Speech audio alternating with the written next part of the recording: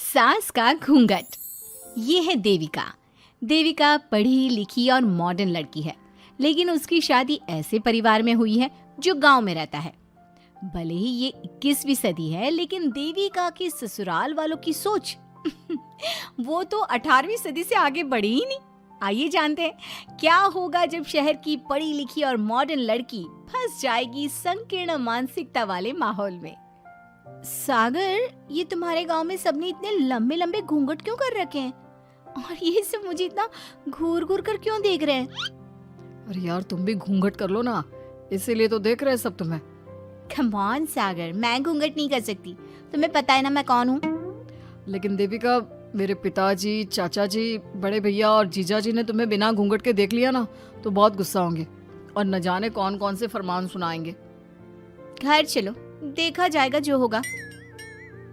सागर देविका से कई बार कहता है कि वो घूंघट कर ले, लेकिन देविका सागर की नहीं सुनती और अपने ससुराल के दरवाजे पर पहुंच जाती है।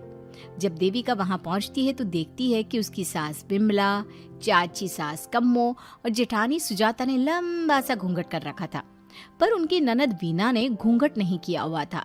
लेकिन हाँ, उसने सर पर सलीकी के साथ दुपट्टा जरूर ओढ़ा हुआ था। सागर अपनी पत्नी को सबसे मिलवा रहा होता है, तभी सागर के पिता जोगिंदर बोलते हैं, सागर, तूने बहू को इस घर के तौर तरीके नहीं समझा। हमारे घर की औरतें बिना घूंघट के किसी पर आए मर्द के सामने नहीं आती और तू इसे ऐसे ही ले आया। पिताजी, मैं समझा दूंगा। वो नई नई शहर से आई है ना, इसलिए उसे पता नहीं है। सागर की बात सुनकर उसके चाचा जी महेंद्र बोलते हैं, ये बात तो तुझे गांव में कदम रखते ही अपनी बीवी को समझानी चाहिए थी।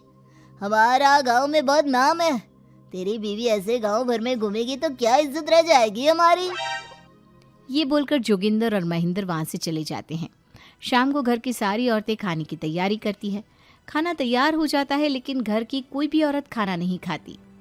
बहुत रात हो जाती है, तब देविका कहती है, सासू माँ, खाना बने हुए तो देर हो गई, रात भी बहुत हो गई है, हम लोग खाना क्यों नहीं खा रहे हैं? अरे बहू, ये क्या बोल रही हो? हमारे यहाँ घर की औरतें तब तक खाना नहीं खाती जब तक घर के मर्द खाना ना खा ले। लेकिन इतनी देर हो गई, आप सबको भूख नहीं लग रही क्या? तभी देविका की जेठानी सुजाता कहती है, लग तो रही है, लेकिन यहाँ की यही रीत है, ये निभानी तो पड़ेगी ना। भाभी जी, ये रीत नहीं है, औरतों को प्रताड़ित करने का एक तरीका है। अगर इस घर के आदमी पूरी रात नहीं आए तो आप पूरी रात खाना नहीं खाओगी क्या? देविका ये बोलकर सीधा सागर के पास जाती है। सागर उसे समझाता है, देविका, यहाँ ऐसा ही होता है, तुम थोड़ा सब्र कर लो, पिताजी और चाचा जी आते ही होंगे, फिर हम सब खाना खाएंगे। सागर देविका को समझा ही रहा था, तभी देविका की ननद वीना आकर कहती है, सागर, खाना खाने आ जाओ, पिताजी और चाचा जी आ गए हैं। चलो देविका, तुम्हारा इंतजार खत्म हुआ। सागर खाने के लिए बैठ जाता है। जब सब खाना खाने बैठते हैं तो देविका भी बैठ जाती है। सागर धीरे से उसे कहता है, अरे देविका, ये क्या कर रही हो? तुम इस तरह हमारे साथ खाना नहीं खा सकती। मगर क्यों सागर, मुझे भूख लगी है, सब लोग खा रहे हैं तो मैं क्यों नहीं खा सकती? ये हमारे घर का नियम है, पहले घर के आदमी खाते हैं और बाद में औरतें। लेकिन सागर, हमारे घर में तो ऐसा कोई नियम नहीं है। देविका और सागर में बहस छिड़ जाती है।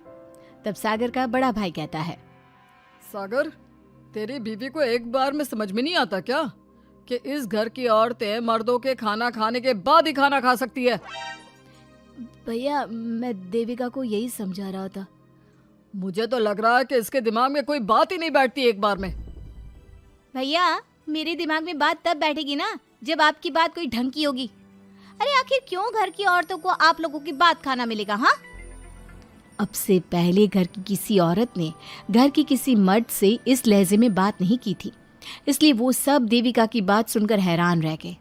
तभी सागर की जीजा और वीना के पति कल्याण जी कहते हैं, ये क्या है सागर, इस घर की दीवारों को औरतों की इतनी ऊंची आवाज सुनने की आदत नहीं है।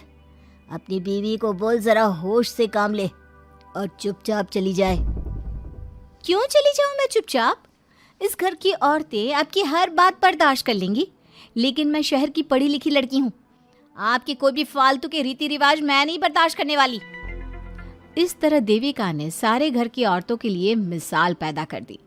जोगिंदर के घर में पहली बार किसी महिला ने विरोध का स्वर उठाया है, ये बात घर के किसी मर्द को बर्दाश्त नहीं हो रही है। तभी जोगिंदर कहता है, महेंद्र, मोहन, इस बेशर्म लड़की को कमरे में बंद कर दो और आज इसे कोई खाना नहीं देगा।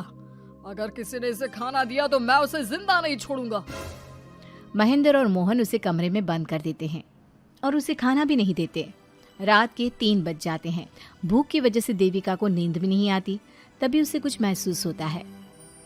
ऐसा लग रहा है कोई दरवाजा खोल रहा है, लेकिन इतनी रात को कौन हो सकता है? कहीं सागर तो नहीं? देविका उम्मीद भरी नजरों से दरवाजे की तरफ देखती है, लेकिन दरवाजा खोलने वाला सागर नहीं बल्कि विमला और कम्मो है। माँ जी, चाची जी, आप दोनों? बहू, ये ले, हम तेरे लिए खाना लाए हैं, खा ले। और ये बात ना तो किसी को बताना मत कि हमने तुझे खाना दिया है, नहीं तो हमारे मर्द मार मार कर हमारा बुरा हाल कर देंगे। माँ जी, आप यहाँ इतना घुट घुट कर क्यों रहती हो?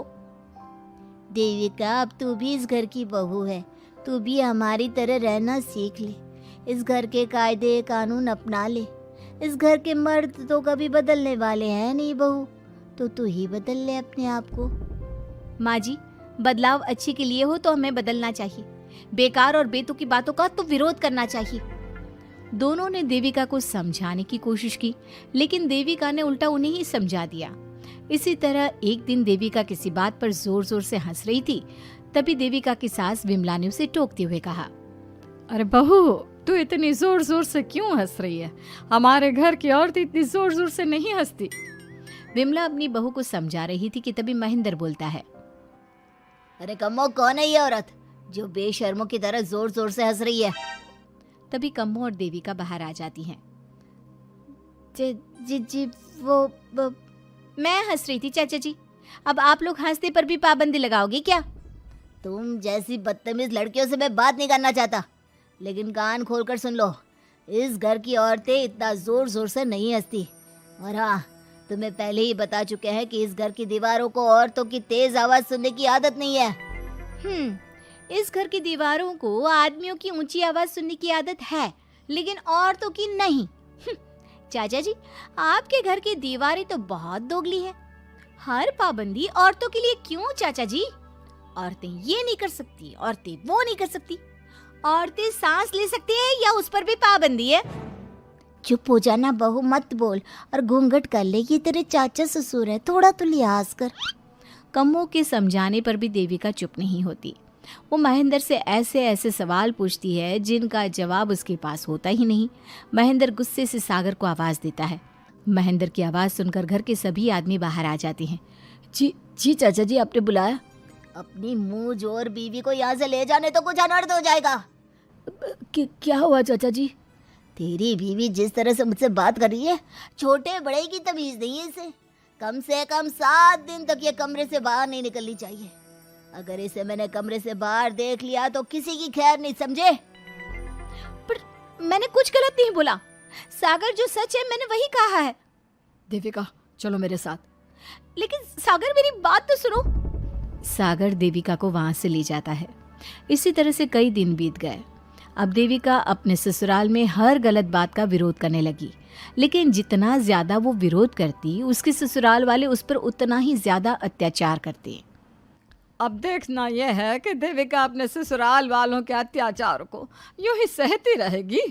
क्या उसके ससुराल में घूंघट में औरतों का दम इसी तरह घुटता रहेगा? अगर आप इन सवालों के जवाब जानना चाहते हैं ना, तो हमें कमेंट करके ज़रूर बताइएगा। और हमारी स्टोरी को लाइक, शेयर और चैनल को सब्सक्राइब करना ना भूलें।